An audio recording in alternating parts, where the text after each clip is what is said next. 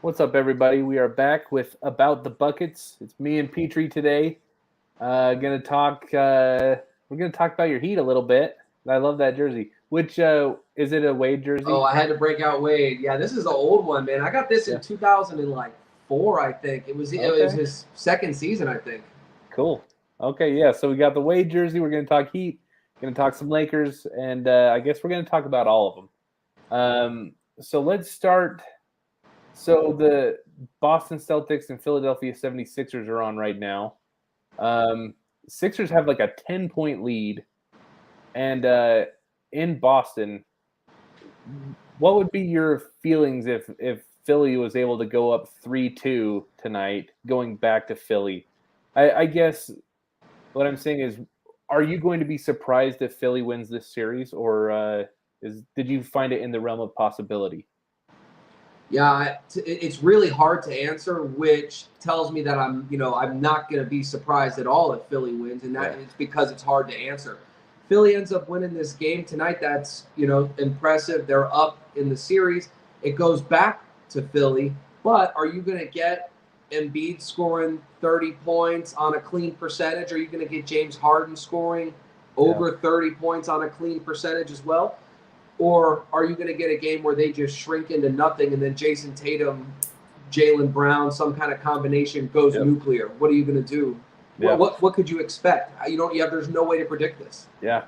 So I have to say, I am not a hater of James Harden or Joel Embiid. But for years now, I have been in the like show me what you got mode. Like I'm not putting any stock, any faith in those guys in the playoffs until they give me reason to.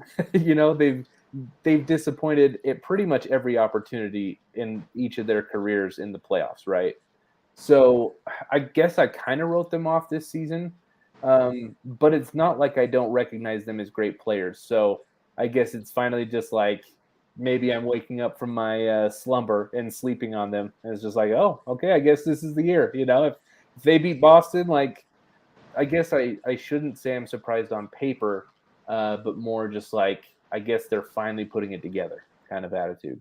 Yeah, I mean, Embiid and Harden have both been very surprising, which is not exactly a hot take. Yeah. If I told you before the series that the NBA MVP played for the Philadelphia 76ers and then you were only allowed to watch the games that they have played so far, you would think it was James Harden. You would think it was James Harden was Yep. the NBA MVP. Yep. And Embiid has, I'm not going to say he hasn't been a nice, he's a good little play. He's good at doing some good little games, but not what you're expecting from the NBA MVP. Come on.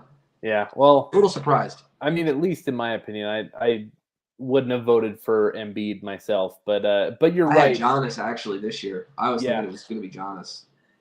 yeah. I mean, really, I don't think there was a wrong choice, but I probably would have gone Jokic or yeah, Yeah. Greek Freak. So, um, yeah, Embiid just, there's something about it, and I know that he talks about how much he wanted to win the award and stuff, but he really does take plays off, man. He takes plays off, yeah, and I don't know if there is a player now. I know you're really big into the analytics. I'm really more into the eyeball test. So this is maybe why we differentiate with Jokic and Giannis, because when it comes to Jokic, for whatever minute that he is on the court, the Nuggets are the best team, and it's not even close. His yeah, analytics per whatever minute are insane. Whereas Giannis, you sit there and you just look at the guy and you're like, that guy's insane. He's yeah, dominating this game. He is a cheat code. yeah, And so that's where we maybe differentiate on that. But yeah, Embiid, I don't know. I didn't see it. I didn't think he yeah. was the MVP this year. I think you could have gone Giannis or Jokic. I did not think Embiid was the guy. I think that is an interesting philosophical argument, though. I mean, and that kind of is where basketball is today. Uh, do you assess? I guess you framed it perfectly. Jokic being on the floor makes the Nuggets the best team. Is it that's important, or is it when you watch Giannis and you see he looks like an alien? Like I'm not quite sure. Me and Giannis are the same species. He's like he's like a human 2.0. He's You above and know, beyond. yeah, he's incredible. Um, so I guess that's an interesting point, and it's how do you balance those two ideas, right? Is it being a one-man wrecking crew, or is it being like the conductor of an orchestra, right? Yeah. But yeah. So, and then let's move to Nuggets and Suns. Speaking of Jokic, excuse me. So that series is at 2-2. The home team has won every game thus far. If you would have asked me after the Nuggets went up 2-0, I would have told you that they were going to either sweep or win in 5. And now it's kind of flipped on its head. You know, Booker is playing incredible. I'm kind of a doubter when it comes to Devin Booker, but you know, gotta respect what he's doing. You know, what's your thoughts on how that's going? How do you think the rest of the series will play out? Yeah, and it's another one that's really super difficult to call because it's in the NBA. The name of the game is talent, and they have two of the top maybe 10 or so scorers in the current game. And so you almost are sitting there and thinking their talent alone has to get them one win and at least keep them in another game. Like they got to be a kind of a two-ish. I was thinking maybe Denver in 6. But man, when they went up 2-0, I was still thinking like, hey, you know, the Suns still could pop off. I think we talked about it a little bit before the show with the Celtics. You know, if Philly ends up winning this, or no, we were talking about it earlier tonight. Philly could win tonight, but you still wouldn't be surprised at all if Boston wins the next one because Jaylen Brown and Jason Tatum might combine for 73, 74 points. Durant and Booker are combining for 82, 83 points. This is unbelievable. So it's shocking how the bench hasn't been able to really help them out, and they really could be winning this series right now. Phoenix could be if the bench was a little bit more reliable, but they've been a little thin. They've been thin. They're very top heavy. Yeah, they kind of gutted their roster for Kevin Durant, which I think you have to do that, you know, to get a guy like Durant, but at the same time, them doing that is the reason we're talking about them right now, as opposed to them watching some other team play against the Nuggets in the playoffs. Yeah, for sure. For sure. I think, you know, who knows if they would have been able to beat the Clippers, even a hobbled Clippers team.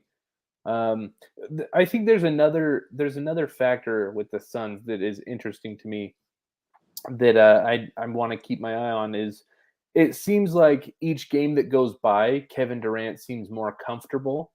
And I would even say that Monty Williams seems more comfortable as the coach of this new team. Because, you know, people need to remember that Kevin Durant got hurt almost immediately after being traded to the Suns.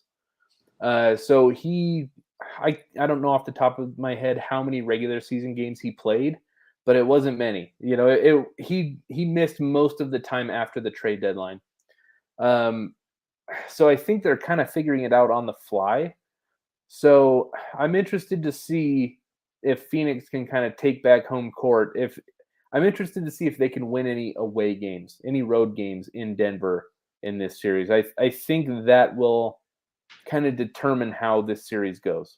You know, are the Nuggets just going to be able to win their home games and advance, or is Phoenix going to be able to steal Game 5 or Game 7? Yeah, and you know the age-old expression, it's not a series until the home team loses one. We haven't seen that just yet. Now, like you said, maybe just the home team keeps riding out, and then, of course, Denver would advance in Game 7. Yep. But I got to keep going back to the scoring. I mean, the name of the game is talent and putting the ball in the basket, and there aren't really two guys on the same team doing it quite like Kevin Durant and Devin Booker, at least as of this point in the playoffs. Yeah. Their shooting and their scoring could keep them in really any game. Then you just need one of the role players to pop off, and then you've got to win. I mean, you almost can't count them out. But Denver is very fundamentally sound. They pass the ball well. They shoot free throws well. They're just not going to shoot themselves in the foot, which makes me believe that your point about them winning in 7 isn't that unlikely. They're not going to mess it up for themselves. They're just going to play a nice, clean basketball game, and if they win, they win. Yeah, and man, Jokic has been a force in this series. I mean, I think he's been a little bit overshadowed by Phoenix having two guys play so well in Durant and Booker. But I mean, didn't Jokic have like a 52-point triple double in game 3? Was that 3 Yeah. or 4? I Yeah. think, yeah, the guy is absurd. Yeah. And for what it's worth, I don't know if Jamal Murray is getting enough respect, honestly, because he's liable to pop off at any point in time as well. Yeah. I know a lot of people don't like to use the bubble to cite, success because they think it's got an asterisk or whatever. But he went crazy in the bubble. Yeah. You know he's got that talent inside of him. He could Yeah. go crazy at any point in time. I mean, Yes. who's to say that they're not going to get, I don't know, like a 40-point triple-double from Jokic and then get Jamal Murray scoring 30 points on 20 or so shots. You know what I mean? Like, Yep. I was victimized by that Jamal Murray run. It was not fun to be on the wrong end of that. So let's switch it up a little bit. The two series that I really want to dig into because they're just fascinating to me. Let's start with your Miami Heat. So when I'm calling a playoff series, especially, I'm like a vibes guy. I like to read body language. I like to read momentum and just the overall vibe. And in this series, specifically with the Knicks, there hasn't been a single second of the entire series that I have doubted that the Heat would win handily. And I mean, I don't know, man. I'm just having a hard time gauging big picture. Like, what does that mean for the Heat next round? But so tell me how you're feeling about your Heat right now. You're up 3-1. You got to go back to New York for this elimination game. Do you think you close it out in 5, or do you think it comes back to Miami? Honestly, I currently do feel confident that they close it out in New York. I mean, it could be that I'm sounding like a homer, but you were mentioning the body language, and look no further than that Julius Randle quote after the game last night, or he says, I guess they just wanted it more, or maybe they wanted it more, or something like that. Are you serious? Like, that's a kind of response that I might expect from like a high schooler or maybe like a young college player, freshman or sophomore. I'm not expecting that from not just an NBA player, not just an NBA All-Star, but a guy who is supposed to be the guy on this team. I guess they wanted more. Are you trying to like send a message to your locker room? I don't know what you're trying to say in that situation, but that was insane that he would say that. Yeah, dude, Julius Randle is an enigma to me, in the sense of and just strictly talking on the basketball court, I wouldn't trust him as far as I can throw him. And the Knicks are in a really bad spot that he's kind of their tentpole player. And they have to rely on this guy who's been very unreliable. He's been talented. He's put together some great seasons. I believe he'll probably make the All-NBA team this year, like third team. Yeah. And it'll be his second time as All-NBA, which is impressive. I'm pretty sure that's what Jimmy Butler has done, is only 2 All-NBA appearances. So it's not like you can be a slouch and do that. But at the same time, there's just been something about Randle throughout his career where you never know what you're going to get. You don't know where his head's at. You don't know where his heart is at. And I'm with you. That quote is really just kind of mind-boggling. Like, how can you be making 30+ million, be in the second round of the playoffs, be the dude, the leader of your team, and just kind of admit, like, yeah, I guess we didn't want it, Yeah, it was really it's awful. I'm sure he was just emotional. It's a tough loss. You don't want to go out like this, but maybe he felt like there was nothing else that he could say. I don't know. That was very surprising to me. But and not for nothing. The Heat have been getting a lot of like underhanded compliments throughout their coverage, minimal as it has been on the major networks and things of that nature. But I do got to say, man, the undrafted players thing is crazy. I don't know if that's an underhanded compliment too, but they're playing 3 undrafted players consistent minutes. Strus has been playing solid defense. He makes his threes. He does okay from the free throw line as well.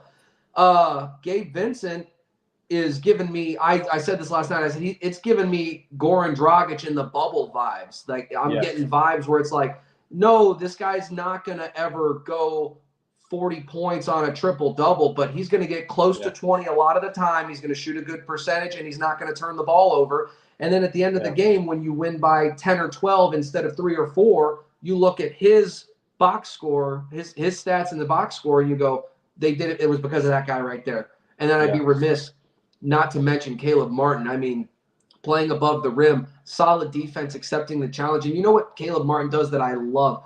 Oh my God, this is one of my favorite. I love this. I love this. I love this. When he is actually an open three-point shooter, he just shoots the damn ball. He shoots the damn ball. There are too many times where an NBA player will pass up a perfectly good shot looking for a great shot. And I understand that that's the idea, share the ball. They give up a good shot looking for a great shot, and they end up turning the ball over or whatever the case may be. It doesn't end up working out. The defense recovers. Then it's a shot clock violation or a horrible contested shot. You're an NBA basketball player. You should be decent enough at shooting threes that when you get a pretty open one, you feel confident about shooting that and making it. He just shoots the ball when he's open. Forget that extra pass crap. Yeah, I think so. I thought of a word while you were talking. Confidence. Yes.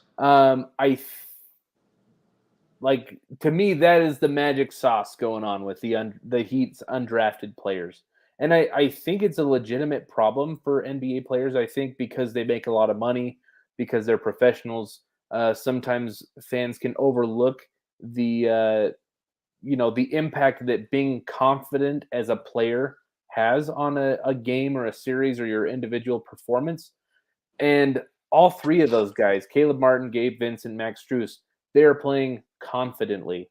And, I don't know, do you attribute that to Eric Spoelstra? Do you attribute it to the individuals? Do you attribute it to Heat culture?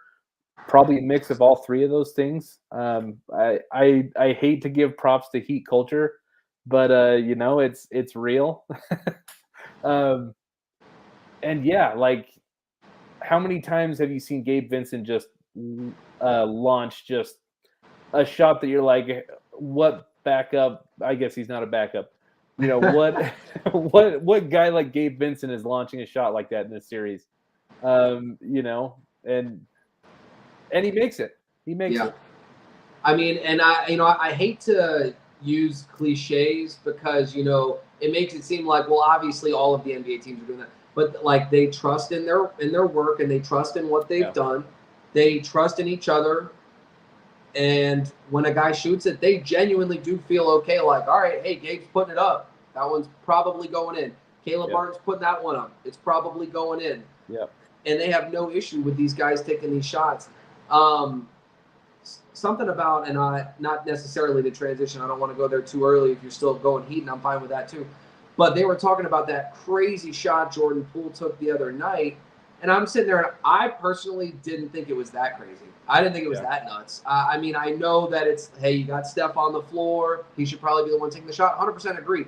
But Jordan Poole's also an NBA player. He has shown us that he can make that shot. He has that ability in him to make that shot. We've seen it happen. So I don't really mind when guys who are maybe considered to be not the stars, role players or backups or undrafted, surprising us, whatever the case may be, shoot the shot. You're still an NBA player. You made it to the league for a reason. There's a reason that guys like Pat Riley and Eric Spoelstra trust you to be in those moments. Yeah. And, I mentioned Spo. We've both mentioned Spo. So I'm going to do it because I think for a long time I've held that Greg Popovich, and I also thought Rick Carlisle belonged in the conversation of being the best coach in the NBA. But given the circumstance that those two coaches are in, I'm just going to flat out say it. As of right now, today, Eric Spoelstra is the best coach in the NBA. And I think that's kind of what's unlocking everything for the Heat right now. They kind of had a turbulent regular season, but it's not like they aren't a finals caliber team. They're in the finals 3 years ago. They're in the Eastern Conference Finals, Game 7 last year. So we knew we had it in them. We knew they had it in them. Just kind of a turbulent season, but I mean, with a leader like Jimmy Butler on the floor, with the best coach in the NBA and Eric Spoelstra, I guess that's the last question I want to ask you as, a Heat fan. I'm genuinely curious because I know you love the Heat. I also know that you're a smart fan. Um, I know it's what coming. what do you think is the ceiling for this Heat team this year? Do you think they can Yeah, win it? man, and that's really tough to say because on one hand, I'm like, man, they are kind of running right through the Knicks, and nobody thought the Knicks were bad. They are the 4 seed, Yeah, and that doesn't mean that they're the 1 seed like the Bucks, but the Heat did beat them too, yeah, and they're kind of going right through the Knicks. It makes you wonder: are people booking Celtics or Sixers in the finals a little early? Uh, I personally think that the Heat go against Philly or Boston, and then they probably end up losing in 6 or 7. I think yeah, it goes 6 or 7. Heat probably end up losing. But when I tell you, it would not surprise me for 1 second if Jimmy has another one of those series. yeah, And when guys like Vincent, we talked about Martin, Strus hitting their shots, Duncan he's had a rough season, but he's been doing okay in the playoffs. Defensively, still can't put him out there in front of yeah, anybody. It's terrible. But you really wouldn't even be that surprised terribly if the Heat ended up pulling it off. You wouldn't be. yeah, yeah. I guess I have conflicting thoughts about the Heat because, as I said, Jimmy Butler, one of the most like you can count on Jimmy Butler to make superstar level plays in the playoffs. I think that is just a given at this point. You have Eric Spoelstra. My thing with the Heat is it's not a lack of trust in them. It's considering like Bam has been a little bit turbulent in this playoffs. He's had some very good games. He's also had some no shows, in my opinion. Um, and then you bring in the fact that they're missing Tyler Hero. Part of me wonders, And like, Oladipo was getting some decent quality yeah, minutes too. He was getting about yep, sometimes 10 or 12 a night. yep, they're missing Oladipo. Part of me just wonders, like, at what point does the juice run out? Like they've had so much injury attrition. They've had a turbulent season. So that's my question. But at the same time, I recognize that, like, as they're playing right now, I do think that they could give Philly or Boston a handful. And while I wouldn't favor them to win, I think I agree with you pretty much spot on. I think it's going to be a 6 or 7 game series, and I wouldn't be overly shocked. I would be very impressed. I don't think I'd be shocked if the Heat won and made it to the finals. Yeah. And it's like really something unbelievable is, and we will go to Lakers and Warriors in a minute, is one of them is going to be in the Western Conference Finals and then either Denver or Phoenix. So if they end up beating the crap out of each other in the Western Conference Finals in a slugfest, and somehow the Heat are able to get in there, this isn't like last year. Last year, the Heat did get into Game 7 Eastern Conference Finals, and it came down to the Jimmy Butler shot. I know you know the one I'm talking about. If he makes it, they're in the finals. If he misses it, they lose. At that point in time last year, I said it before that game even happened. I was like, hey, even if we end up beating the Celtics, if you're just punching your ticket to get smacked in the teeth by the Warriors because they're killing whoever they play. Yeah. And granted, the Celtics gave them a couple of good games, but that one was really all Warriors as far as I was concerned. This year, I don't feel like you're playing for the opportunity to lose to whoever comes out of the West. I mean, Yeah. do you really feel that you can trust any of the teams in the West? Yeah. So I guess my opinion on that, and I could be wrong. I keep sharing this opinion, but I keep getting pushback. So I wonder if I will be accidentally right, if I'm just biased. But the Lakers are playing very inspired basketball to me lately. Um, and injuries will be the big question for the Lakers. Can LeBron stay healthy? How's his foot doing? Can Anthony Davis not get hurt despite falling on the ground 5 times a game? If they're able to stay healthy, like to me, I'm Or having sustain the minutes. They got to sustain yeah, the minutes. They've been yes, playing over 40 a night. yeah, yes, and that's goes along exactly with my line of With the thinking. injury and the health. I mean, Yeah, is that, man, it feels like one of those. This feels like it's an inspired LeBron season. I just, at the back of my mind, I feel like a Lakers title is coming from this. So I don't know. I Nah, could Heat be in wrong. 5 though. That's a great point. That's a great point, Petrie. I always forget. Um, it's going to be Heat in 5 this series. I think I agree with you there. So let's fully talk about Warriors Lakers.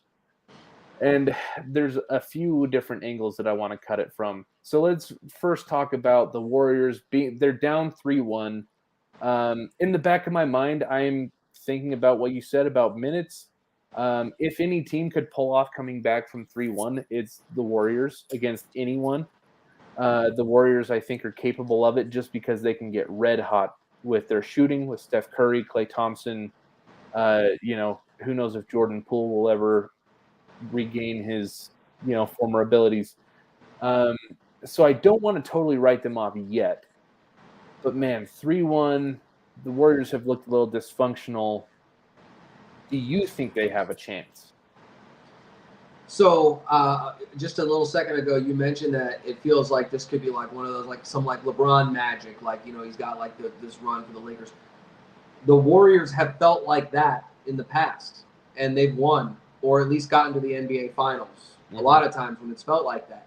This year, for whatever reason, it doesn't. It just doesn't feel like that. I don't know. I look at Steph and I'm like, he's been going crazy, but it just doesn't feel like the rest of it is coming together the way it has in years past. Yeah. As you mentioned, could Klay go for 20 points in one quarter and then sit the fourth, one night, and then the Warriors end up winning by 25 or 30? Yeah, that could absolutely happen. But it just doesn't feel like it's going to this time. The Lakers are playing great defense. You sit there and you go, okay, well, they got AD and LeBron, two huge and very athletic guys. And then you got, guys like Dennis Schroeder and D'Angelo Russell who play a bit of defense themselves. They're okay, So yeah, I think the Lakers got them. I think the Lakers have them. I'm not saying they're going to beat them in game 6 here. Is it 6 at Golden State, right? No, 5. I correct myself. Yeah. 5 in Golden State. 6 in LA, though. They'll win game 6 in LA. I don't know. It doesn't feel like the Warriors have it this time. Yeah. Want to give a quick shout out to Maddie. He's on his honeymoon right now. They're probably still in Croatia. When I texted him yesterday, he's in Croatia. So Maddie, congrats on getting married, man. Hope you're having fun. And we miss you. Looking forward to having you back on here in a few weeks when you're back. Hey, Matt, I told you in the text, congratulations, buddy. I look forward to actually speaking with you about the fans the next time. But again, congratulations, brother. Enjoy your honeymoon. I hope you have a great time. And Maddie, also, I'll put this up. Just want to say it's nice to have unselfish role players. Dude, the games that you've gotten from Austin Reeves, from Lonnie Walker, from Jared Vanderbilt flying all over the floor with defense. Part of the reason why I'm feeling this is an inspired Lakers run. Like I keep saying to myself, I keep saying this to my wife, who doesn't care, nor does she have any concept of what it means. But like, how many times in LeBron's career have you seen him just pass the ball to a guy like Lonnie Walker in the fourth quarter with 3 minutes left and just kind of be like, go for it, like initiate the offense, like I'm good, I'm just over here chilling, you got this. It's weird to see LeBron like just kind of hand the keys to guys in these late game situations and to have them perform. It's kind of cool. And I don't think LeBron's ever been an unselfish player, but you don't really ever see mega superstars like LeBron do that late game. It's really kind of bizarre to see. Yeah. And, is that a commentary on the age? Of course, he's been in the league 20 years, so we haven't seen anything like it. It's bizarre. Well, we also haven't seen a guy 20 years in the league performing at that level. Yeah. I mean, shout out to the Heat legend, Udonis Haslem, in his final, kind of game there. He scored 25 points or 24 points, and everybody acted like it was a miracle. Meanwhile, LeBron's in his 20th year. He's scoring 25 or 6 a night. So, yeah. that's why it's so surprising and bizarre, is because we're 20 years into seeing LeBron go for almost 30 points a night. Yeah. It's terrific that it's happening. It's also a commentary on the gravity that he possesses out there on the floor, because there's a reason why him and AD can just go sit on the left side and then Lonnie Walker can just cook on the right. Well, that's because they're pulling three, and then there's a fourth guy leaning over towards them, freeing up the side for, as you mentioned, Austin Reeves, Lonnie Walker, whoever the case may be. D'Angelo Russell, I mean, he could easily have a 20 or 25 point game. Wouldn't be shocked for a second. No, I'm with you. They did a really good job at the trade deadline, not only getting value for Russell Westbrook. They did that trade with Minnesota and Utah, but the pieces that they got have fit very nicely together, which, I mean, I don't know if that's luck. I don't know if that's strategy, kind of compiling a team right at the deadline. But, man, Rui Hachimura has been great for them. Yeah. Dennis Schroeder has been great guarding Curry. They've gotten good minutes out of Reeves and, Russell, as you said. Like, they really have a very competent roster around LeBron and Anthony Davis. So yeah, I'm kind of feeling this is an inspired LeBron run, with him breaking the all-time points record. Like, there just seems like a level of cosmic poetry that he needs to win his 5th title this year, And I understand what you're saying about that. And they're playing great defense. That's the big thing too, is they're playing great defense. I think we were talking about before the show how the Suns could maybe get 80 or so points from Devin Booker and Durant, and they might still lose that game. Yeah. Meanwhile, the Lakers could get 30 or so points from both LeBron and AD, get around the 60, 65 point range, even pushing 70. And they have the opportunity to be winning these games. It's just that they're playing such good team defense. Yeah. They're right there in every game. I mean, they can be there with anybody right now. Yeah. So I want to shift gears and talk. So before we get to the end, I want to talk Warriors big picture and Lakers big picture. So let's start with the Warriors. We mentioned earlier, I love the point that you brought up where, sometimes Warriors have felt like the team of destiny, just all the body language with the team, just the way that momentum has gone, that, the Warriors, you just kind of knew that they had it. And I think last year was a great example of that. I don't know if they were the favorites going into the playoffs. There was some doubt just because they were a few years removed from being a dominant playoff team. But they kind of just had some magic with them, some juice, where I'm with you. They just kind of seemed like it was going to happen. And then I also agree with you that right now they kind of just remind me of like a crumbling building, like, I'm really curious to see if the dynasty just totally falls apart this year. Draymond Green is a free agent. He said that he wants a lot of money. Klay Thompson is up for extension. They have the huge contracts of Andrew Wiggins and Jordan Poole and Steph Curry.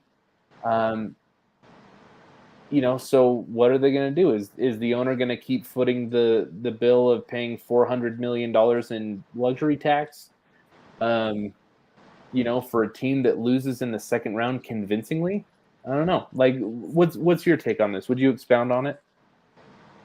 Yeah, man, with Draymond, you mentioned he's going to want a lot of money, and he is. I don't know if he's going to be with the Warriors, because I could very, I don't know. I'm not a big Draymond Green guy. I think he could go to another team, and then he's going to end up being. And no disrespect to these guys, because I like some of them, but again, they're just these kind of guys. He's going to be another Jay Crowder, PJ Tucker, like a solid defensive player who can check between 2 and 4 comfortably.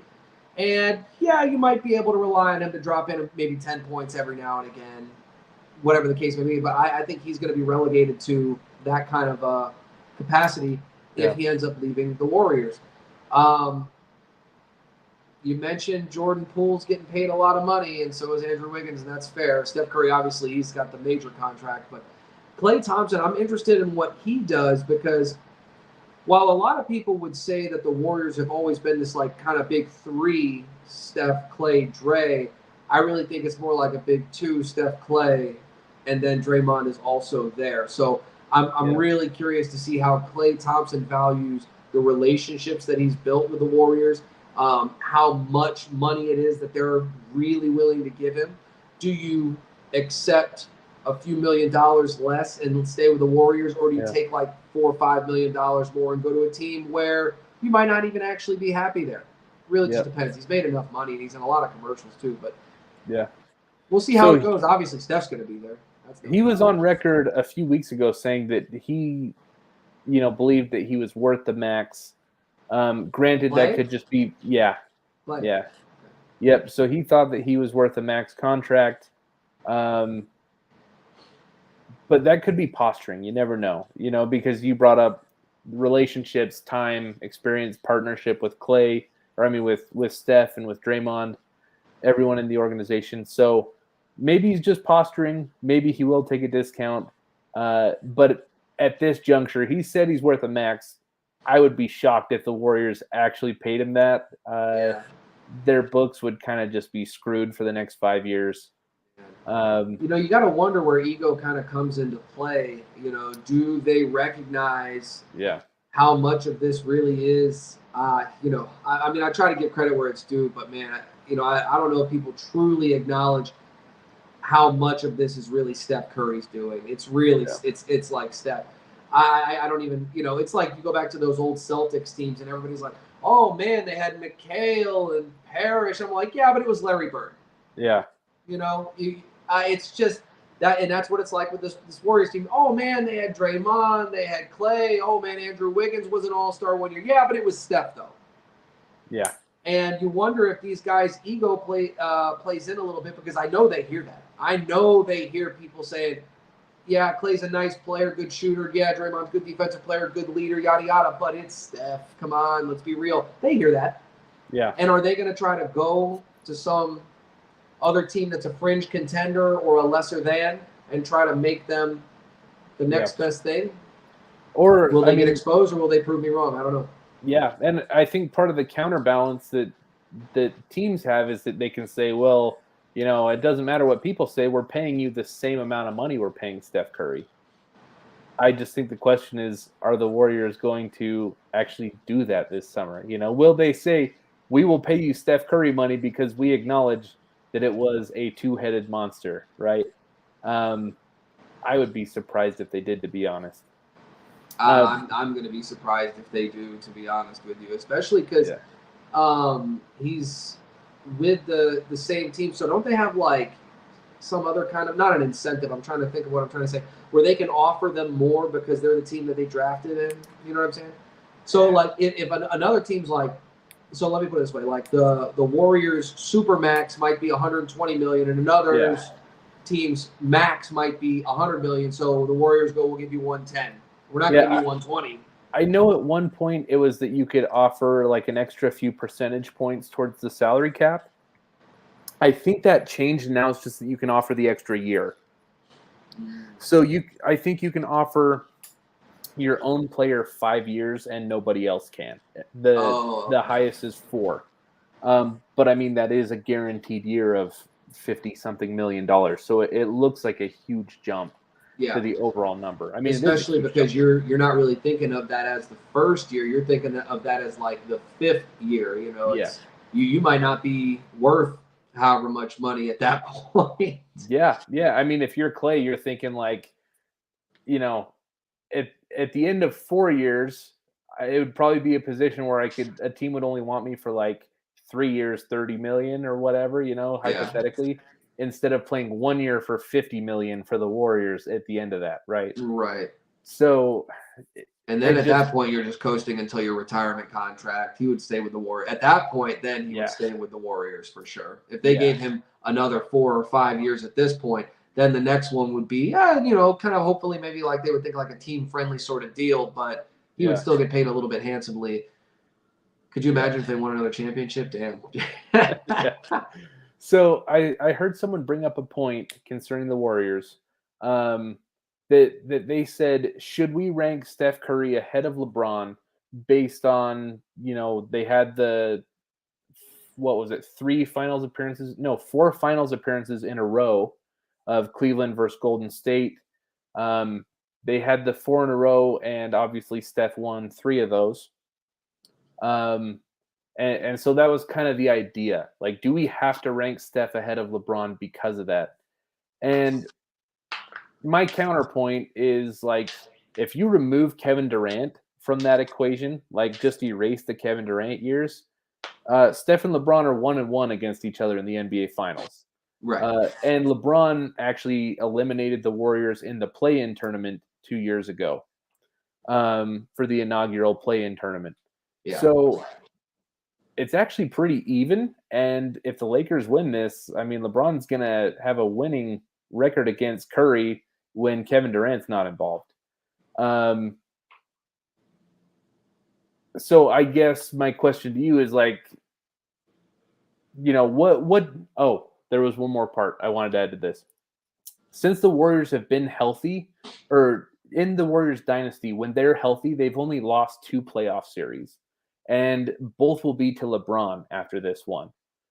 So what do you think, like, help me, describe, what does this do for LeBron's legacy that you have a mega dynasty like the Warriors, and LeBron is the only player to beat them when they're at full strength, and he did it twice? Yeah. I mean, I personally, if you were gonna say like Steph versus LeBron, who's ahead legacy wise, it's got to be LeBron. It's not even close.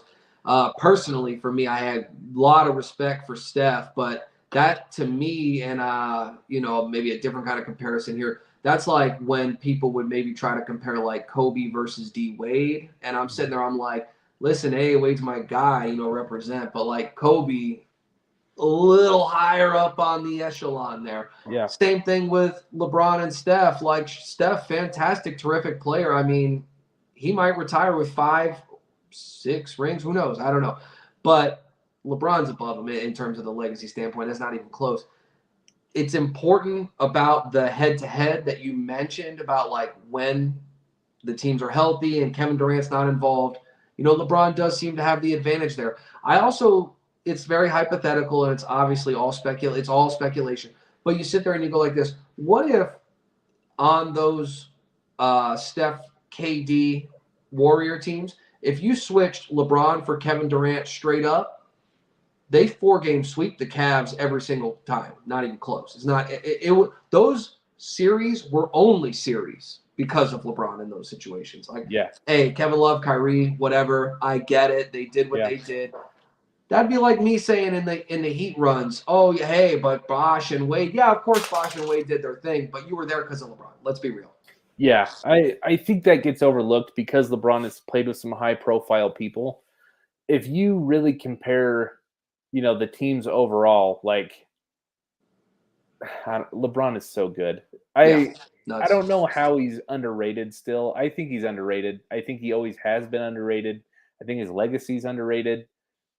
Now, that doesn't mean I think he's outright the best player ever right now, but I think it's hard to conceptualize. I think you're right. You switch LeBron onto the Warriors for anyone, and dude, it's not even close. I'm saying if you do a 1-for-1 swap, KD for LeBron on those teams, so then the Warriors are more like Steph, LeBron, Clay, etc. Yeah. And then the Cavs are kind of like Kyrie, KD, Kevin Love. The sweep Warriors sweep or 5. Yep. No doubt. I don't even think twice about it. And I think it's the same thing if you trade Steph for LeBron, Absolutely. That's actually a more adequate point, I would say. Yeah. You put those Warriors teams, if it was LeBron, KD, Klay Thompson versus, and then it was like Steph, Kyrie, and Kevin Love. Yeah, I think the Warriors still win 4 games or 5 every single time. And, in the first finals that they played against each other, you have to remember Kyrie Irving and Kevin Love were injured. They didn't even play. Yeah. I think Kyrie played half of game 1. And then after that, it was the Cavs' big 3, which I jokingly have called that team the big 3. was Matthew Dellavedova, LeBron James, and Timofey Mozgov. And they took the Warriors to 6 games that year.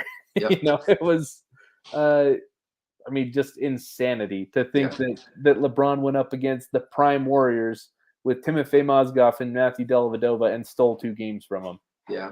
People reduce a lot of it to just like ring talk, which I can't stand. The number one point everybody likes to make is like, well, why do you play the game? The name of the game is winning the championships. I get that part. But to act like there's no context in any of this, come on, you gotta, let's act like we know what's going on here, Yeah, and there's so much that you can't control around you when you're a player. I think Michael Jordan had a lot of luck. He had a lot of things break his way that helped his legacy. I mean, having Phil Jackson as your coach, pretty great way to go about. Yeah. What's the big one that they always said was when it was the LeBron versus Jordan? I'm not trying to make this a LeBron versus Jordan thing, but we could talk all night. But when they would say, I'm drawing a blank on what I was. Oh man, I totally just lost my train of thought. I can't believe. We're talking about Phil Jackson. Oh yeah, they say that LeBron had to leave the Cavs. Oh well, he left. I'm like, well, and Jordan never left. Well, Jordan didn't have to. All right, they brought him Phil Jackson, they brought him Scottie Pippen, they brought him Dennis Rodman. Come on, they brought him the team, Yeah. So LeBron went out and had to get Dwayne Wade and Bosh or Kyrie, Kevin Love, now Anthony Davis and things of that nature. Now I will say I'm gonna stop right there because the Heat would have done whatever it would take to make sure that they were competitive as long as he was there too. But point being is that when everybody makes the point about how Jordan never left the Bulls, it's like, well, he didn't have to. Yeah. I mean, but the collective bargaining agreement was so much different back then. There's so many more rules about team building now than when Michael Jordan was in his prime that it's a lot harder to compile, those mega teams and make the rules fit. I know it happens more often, but it is harder now. Yeah. And another thing that doesn't get talked about enough, the Warriors. So LeBron had his run during the Warriors being arguably the best team of all time, the best run of all time. Whereas both of the Bulls three-peats came on the heels of league expansion. In like 87, I think that was the year the Heat came in, right? 88, 88, yeah. So 88, Hornets you had as well. Yeah, the Heat and the Hornets, and then Magic. Yeah, Heat, Hornets, Magic came in then, and then right before they did the second three-peat in like 94, 95, you had the Vancouver Grizzlies and the Toronto Raptors come in. So, the league kind of got watered down, A little bit, Yeah, and so, there's so much that you can't control. I think I hate when people like you, they said, well, LeBron had to leave, LeBron had to do this. It's like, some of these guys, I think Curry included, Kareem Abdul-Jabbar and Magic Johnson got to play with each other. That's pretty cool, like that's lucky. Right? That was like another one, man. Whenever someone says, "Oh, LeBron's got all the super teams," I'm like, look at every highly successful, long-term kind of like franchise in history. All of them, forever. The original Celtics, Bob Cousy and Bill Russell. The Showtime Lakers, Magic, Kareem, James Worthy. The Celtics that were with him, Larry Bird, Mikhail Parrish. Getting into the 90s, the Bulls, Jordan, Pippen, Rodman. You get into the 2000s, the Lakers, Kobe, Shaq, the Spurs, Duncan, Parker, Ginobili. The Celtics when they won, again, Allen, Garnett, Pierce. Every team that's ever had a high level of success in that regard has had more than one all-star kind of player. Yeah. And then you don't even have a chance these days unless you do. That was what I was going to say about the Knicks a little bit earlier. I'm not trying to just bury and dump on the Knicks, but I will say at the beginning of the season when they ended up being like their two guys are going to be Brunson and Julius Randle, I sat there and I was like, those are a couple of fine basketball players. They are great basketball players. Yeah. They're not like going to get you over the hump, though. That you got to understand you're going to be maybe a fun little team to watch, be a middle of the pack playoff team. And what have they been? A fun little team to watch, middle of the pack playoff team. Yeah, I think a good way to contextualize it is when you're saying that. I thought those are two of the top 40 players in the league. Right? Like, that's good. It's good to be one of the 40 best basketball players on earth. The problem is that so many other teams have 2 of the top 20 or so. You know what I'm saying? Like, I mean, look at the Suns have like what 2 of the top 15. Lakers have maybe 15. 2 of the top 9 right now. So, and then the Heat have both of the 2 best players. That's crazy. Jimmy Butler and Bam Adebayo, both number 1 and 2. That's unbelievable. That's crazy. That's very fortuitous. Yeah, man. You know, man, I know I just talked about like Bam and Jimmy, man. I gotta go back, and this was I meant to say this earlier. This was crazy. I don't know if you realize this. Maybe you probably will understand it as soon as I say it, but I don't know if you actively knew this. It was like talking about the Heat's scorers. 3 of the top 5 are undrafted players, and then 5 of the top 9 are undrafted players. Jeez. And they're 1 win away from the conference finals, with 5 of your top 9 scorers being guys that didn't even get picked in the draft. Yeah. Craziness. That's unbelievable. Dude, the Heat, you know, I like to banter and tease Heat fans on Twitter, and, you know, but you guys are so lucky the franchise infrastructure that you have. And, you know, I think Mickey Arison, you could nitpick a little bit, you know, I think he's one of the weaker links in that infrastructure. But, man, Pat Riley and Spo, their coaching staff, you know, kind of people have described it as like a mafia family, kind of their basketball operations group. It is so successful, and it has a track record of success going back, I don't know, 10, 15 years, maybe even more than that.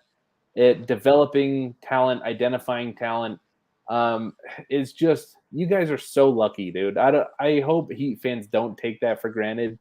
I feel like, you know, I'm a Jazz fan. I feel like I've also been pretty lucky. The Jazz have typically had good management. That's why we've been a small market team that's been very successful for the last 40 years. Haven't won a title, but we're always right there. You know, it seems no matter who's on the team, we're always right there. But like, even I look at the Heat and I'm like, no, that is what I wish I had, you know, like even though we're, you know, pulling Gordon Haywards and Donovan Mitchells and Rudy Gobert's out of the middle of the draft every 5 years. It's like I look to the Heat and it's like, no, that's what I want. Yeah. So you guys are lucky.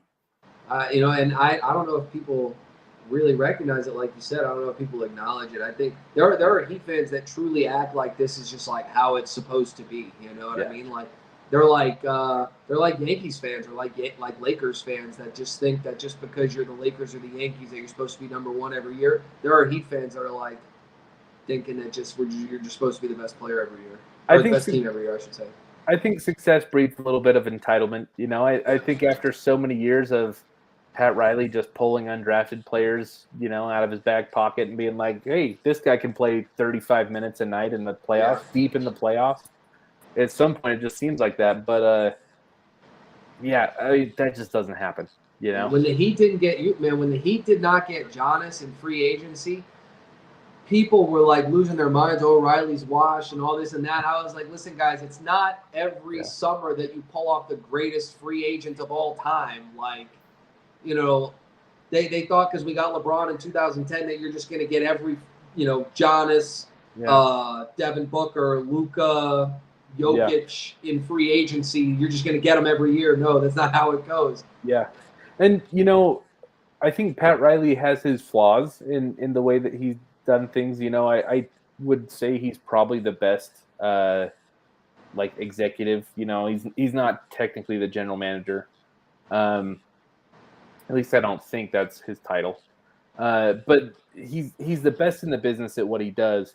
But, you know, he doesn't bat 1,000. Nobody bats 1,000, right? I think his free agent signings away from stars kind of has a bad track record of it in the last 6 or 7 years. You know, giving Kelly Olynyk all that money, you know, giving Kyle Lowry all that money. Duncan Lowry, that's another one, man. They had a few other contracts. The Kelly Olynyk year, that they had a few contracts where I was kind of scratching my head, like, that's kind of stupid. Like there are like a couple, like Duncan Robinson. Like when we signed him, and in that moment, I was like, oh, deal, bargain, great, fantastic. Hopefully he fills out a little bit and learns how to play some defense and just keeps shooting the way that we already know that he can shoot. And then that contract really would have been a deal. The problem is he stayed awful at defense and started missing threes. I don't know what happened. You know? Yeah. I mean, because he shot a historical percentage. If I remember right, it was one of the best. There were times where I was like third best shooter in the NBA. It's like Steph, Clay, Duncan right there, and I don't even know I'd throw Duncan up there with him. There were points and times where he was shooting 60% from three for a couple of games in a row. I mean, I remember thinking that I thought that deal was a little bit rich, but like not terrible. It wasn't until like halfway through the next season, like his first year of having that contract, that it kind of just became objectively terrible. But I mean, that's not really the Heat's fault. You can't really see the future when you're signing those deals. But the Heat have just had such a consistent ability to produce winning teams, kind of regardless. Like you get Dwayne Wade, you get Shaq, you get LeBron. He leaves, you still have Chris Bosh. And then he has his career. Later, Jimmy. Yeah, Jimmy. It's uncanny, man. It's just good infrastructure. And there's other people too. Now, I'm not gonna go this far, but I understand like the logical points that are being connected. There were people that were like, when we're watching Jimmy Butler in these playoffs right now, we're watching like 2012, 2013 LeBron James just on a team that doesn't have as much help as LeBron did at that point in time.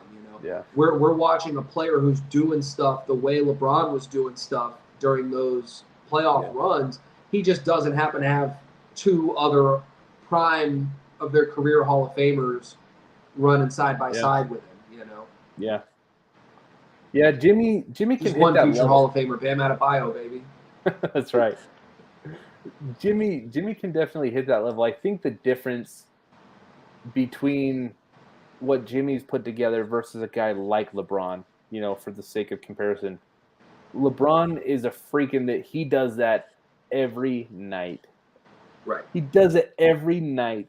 And Jimmy's incredible that he can hit that level 3 times in a single series. But LeBron hits that level every night. It's incredible, So, I mean, that really is the separation. I think when you get to those high-level players, that is the separation, is how often can they hit that level? They all hit a similar level, but it's the frequency of, are you hitting that level every 3 games? Are you hitting that level once a week? Are you hitting that level once every 2 weeks? Or are you doing it every night? And LeBron is kind of one of the only dudes that does it every night. 20 years. It's absurd. Yeah. He kind of sucks. Like, well, let me complete that thought. When you watch him now in a vacuum, he sucks compared to LeBron. But he's still putting up like 27, 8, and 8. I was going to say, if you took his season average, rounded down to the next number down, and a guy, just an NBA player, had that night, he would call it the game of his career. Yeah. If some random NBA player just walked onto the court one night and had like 25 points, 7 or 8 rebounds, and like 6 or 7 assists, he would say, this was the time I got, 25 and 5 in an NBA game. Yeah. And just the way that LeBron can still like totally control the tempo and the flow of the game. And I mean, his chase down blocks, he's played really good defense in these playoffs. So yeah, I mean, it is so weird to be like, this is probably by far the worst version of LeBron we've ever seen, but he still is playing like a top 10 player in the NBA. Yeah. Pretty absurd. It's because like when a lot of guys like, get ready to be near their retirement, you see the decline that happens. Like you see it, as it's coming in, and they might still be a fine basketball player, but they're not still that, kind of guy. You saw Tracy McGrady, guys like Vince Carter. Yeah. Even Kobe wasn't going out there and dropping 30 every night. He was, for the most part, getting somewhere around 12 to 15, and then occasionally he'd pop off for 20. And you're like, hey, old Kobe. Yeah, and his teams weren't even winning either. Like they were terrible. That's another element of it is like LeBron, we're sitting here and we're like, year 20, you are declining, dude. You're declining, and you were near the top for the scoring title. What is this? Yeah, and his team is like steamrolling towards the championship. So, yeah. Anyways, man, let's wrap Looking it like up. Philly might close this one out. I don't want to say anything too early. They're up 15, less than 6 to go, Yeah. so we'll see. I'm a little bit surprised by that, to be honest. If they win, I will be a little bit shocked. That does open up the door for your Heat, though, man. Like at some point, James Harden and Joel Embiid are going to combust in the playoffs. And if I were you, I'd be pretty pumped about the opportunity to have them combust against my team in the Eastern Conference I bet Finals. Jimmy makes that fucking 3-pointer this year. Yeah. Oh yeah, that's another element, dude. Tobias Harris and Joel Embiid are going to get just absolutely mentally and emotionally dominated by Jimmy in that series. Man, dude, we've been going for an hour here. No, we need to wrap up. Well, so we'll come back next week and talk about all this stuff. But did you have any closing thoughts before we wrap things up? I just want to say Heat in 5. You know, honestly, would I be shocked if it was Heat in 5 over Philly? No, I wouldn't. Kind of me either. Yeah. I'll give you a Heat in 5 as well. All right. Everyone, thank you for watching About the Buckets. Make sure you check out About the Fans. That's our primary sponsor. You can get all your South Florida-based clothing and apparel. Got some other stuff too. But yeah, make sure you check out aboutthefans.com. Until next time, I'm Jordan Petrie. Take care, guys. I'll take care. Good night.